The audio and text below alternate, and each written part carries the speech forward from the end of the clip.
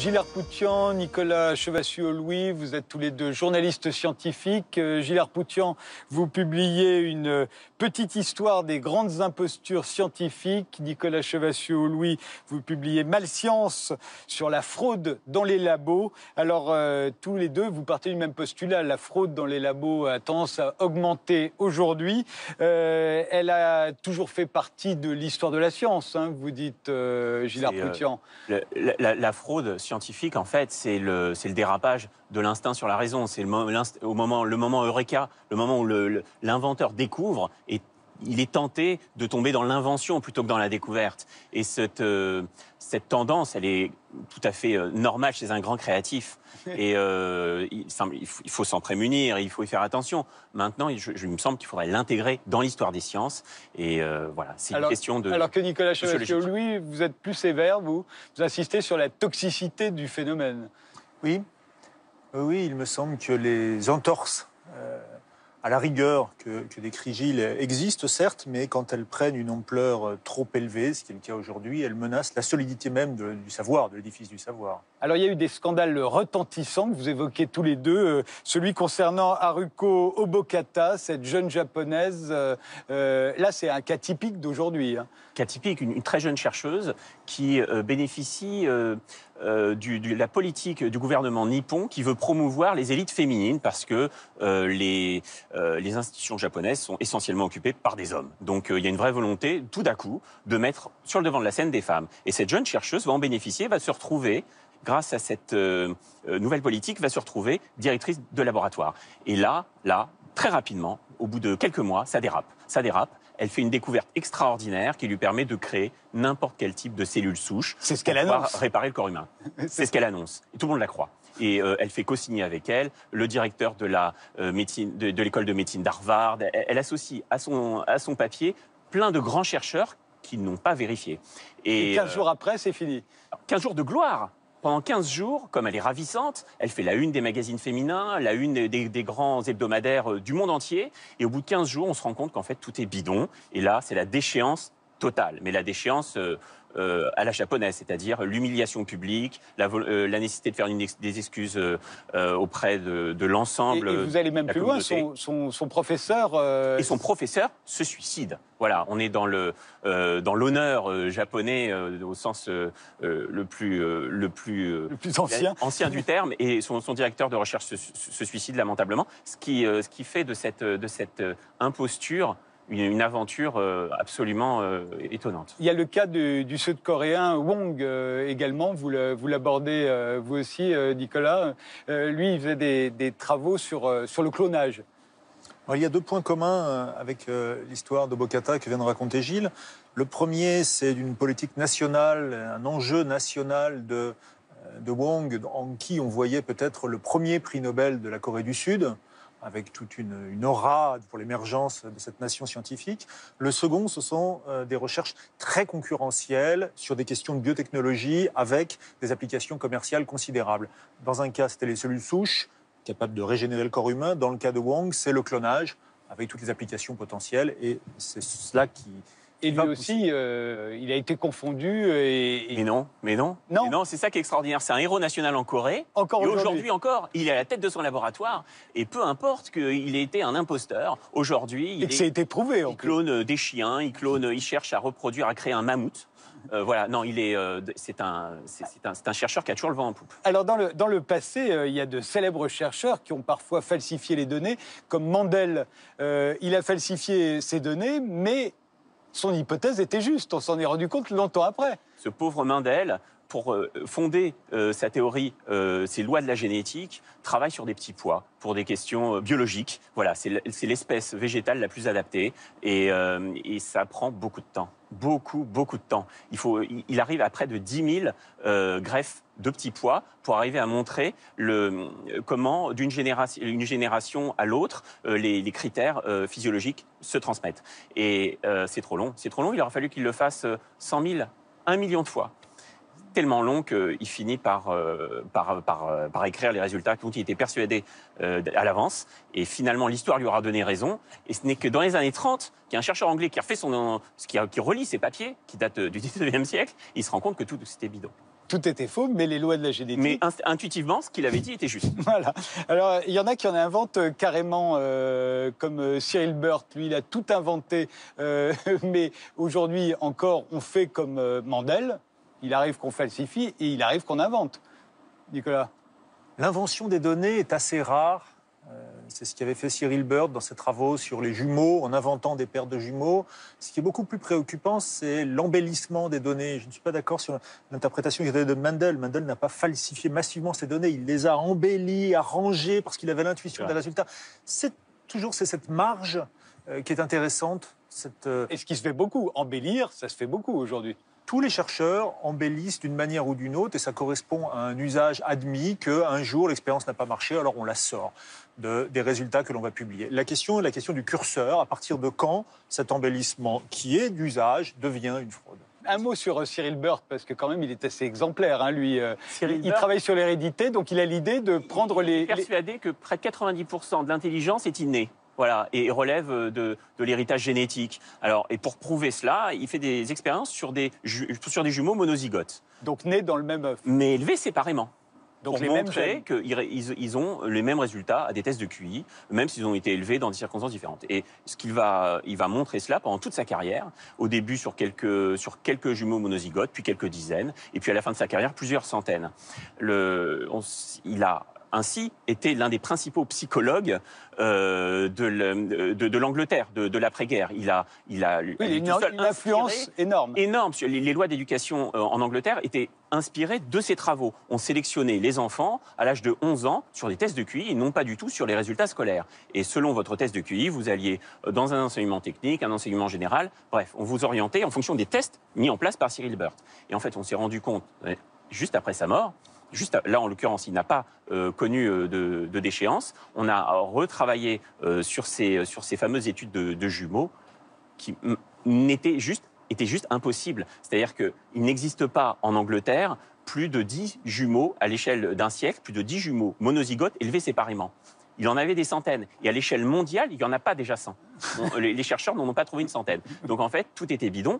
Et ce qui est amusant, c'est que sa dernière étude, il l'a faite pratiquement à l'âge de 80 ans, alors qu'il n'avait plus de laboratoire, plus d'assistants, et ça n'a choqué personne. Et voilà. Et depuis, il a tout à fait disparu des annales des sciences, à tel point que à la British Library, lorsqu'on cherche Cyril Burt, qui était vraiment un des grands noms de la psychologie en Angleterre, il n'apparaît plus. C'est quoi le phénomène aujourd'hui? On dit publier ou mourir, mais ça on le dit depuis très très longtemps déjà. Oui, on le dit depuis très longtemps. Ce qui change, c'est que...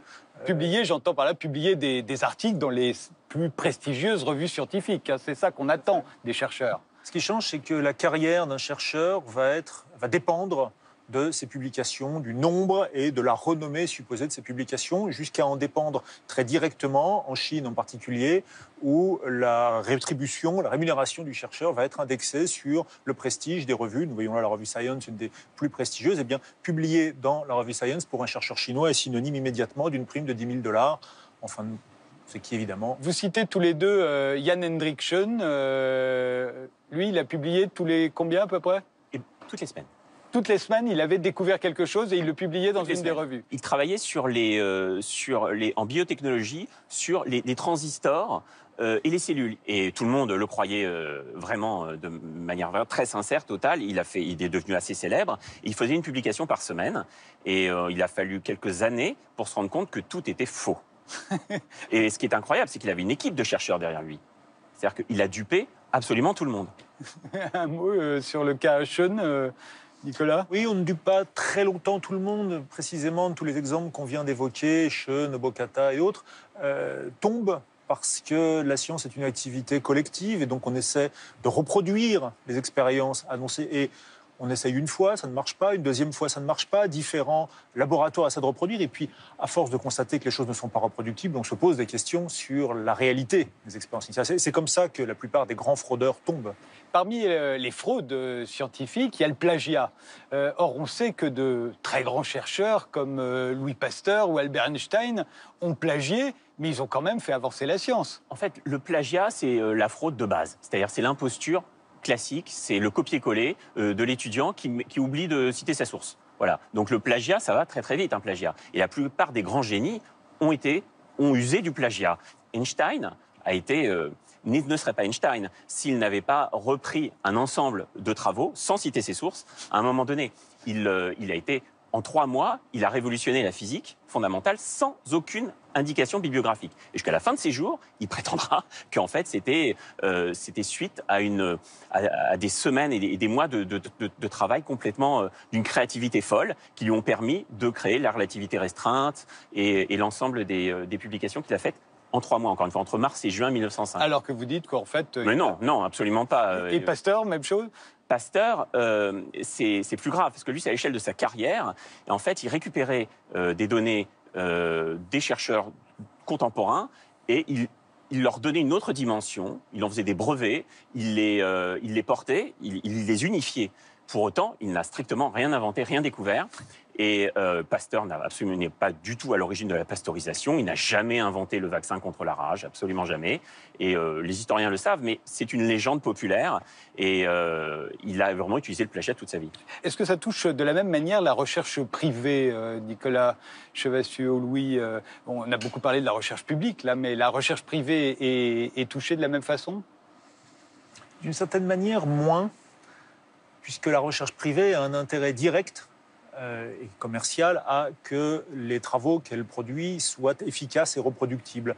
Et c'est ainsi qu'on a pu se rendre compte qu'entre 75% et 90% des expériences rapportées par des laboratoires publics en biologie ne peuvent pas être reproduites. Et qui est-ce qui a découvert ça? Des laboratoires privés, précisément parce qu'ils achetaient des licences sur des brevets déposés par la recherche publique et puis essayaient de les refaire dans leurs propres locaux, ils n'y arrivaient pas. Ça ne veut pas dire que ce sont des recherches frauduleuses, ça veut dire que ce sont des recherches mal maîtrisées, trop embellies ou mal comprises, et qui fait que dans un laboratoire privé, on ne peut pas les transformer en médicaments, en thérapie, etc. Il y a un cas que j'ai envie de citer quand même, Otto Overbeck et sa machine à rajeunir. Lui, c'était dans un but strictement commercial, hein, lui. C'est une aventure scientifique extraordinaire. Otto Overbeck, c'est un chimiste à la retraite, et il invente un système pour rajeunir. Il appelle ça le Rejuvenator.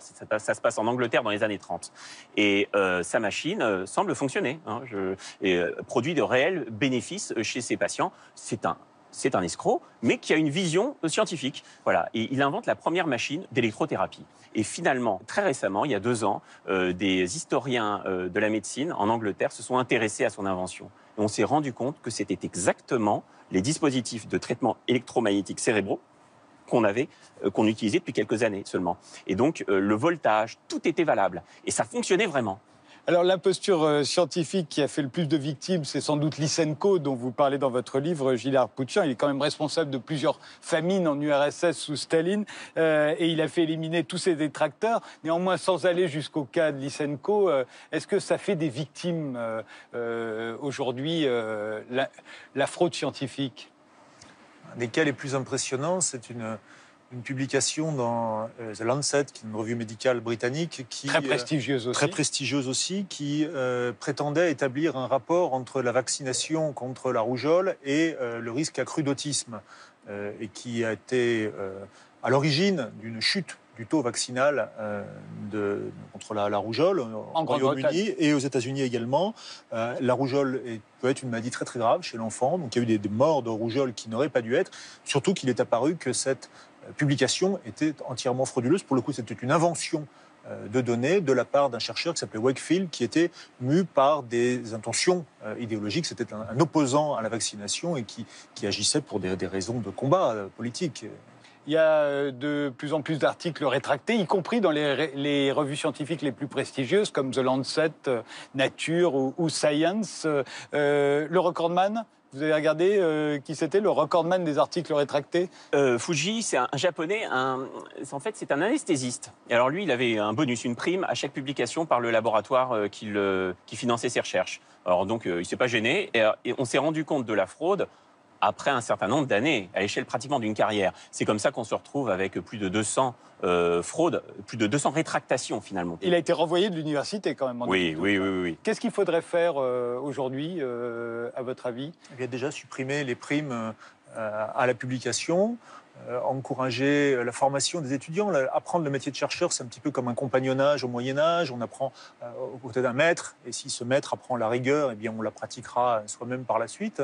Et puis plus généralement, changer l'usage de la science qui est que le premier gagne tout. Aux Jeux Olympiques, il y a un podium avec 3 places, il y a 3 médailles, or, argent, bronze. En science, il n'y a qu'une seule médaille, il n'y a qu'une médaille d'or, et les autres n'ont rien. Et il faudrait récompenser aussi le deuxième et le troisième, parce que c'est parce qu'il y a un deuxième et un troisième qui reproduisent un résultat que ce résultat est solide. Vous dites aussi que les financements sont trop courts aujourd'hui. Certainement, c'est pour ça que je plaide pour une science lente. Même on parle de la slow food par opposition à la fast food, mais par opposition à la fast science d'aujourd'hui qui va trop vite, etc. Je plaide pour un ralentissement et donc sur une recherche qui s'étende sur plusieurs années, des financements qui vont sur 5 ans, 10 ans, le temps de prendre le temps d'une réflexion profonde et approfondie. Je vous remercie tous les deux. On va retrouver maintenant Hélène Leuillet. On va parler des problèmes de voisinage qui sont en train de devenir un des problèmes numéro 1 dans un pays comme le nôtre. Mais d'abord, je propose une célèbre publicité à la gloire de la science. Vous la connaissez tous les deux. Ça, c'est la science qui réussit. La science n'échoue jamais. La science qui gagne. On peut effacer tous les échecs. Il n'y a que des réussites. Oui, c'est ça.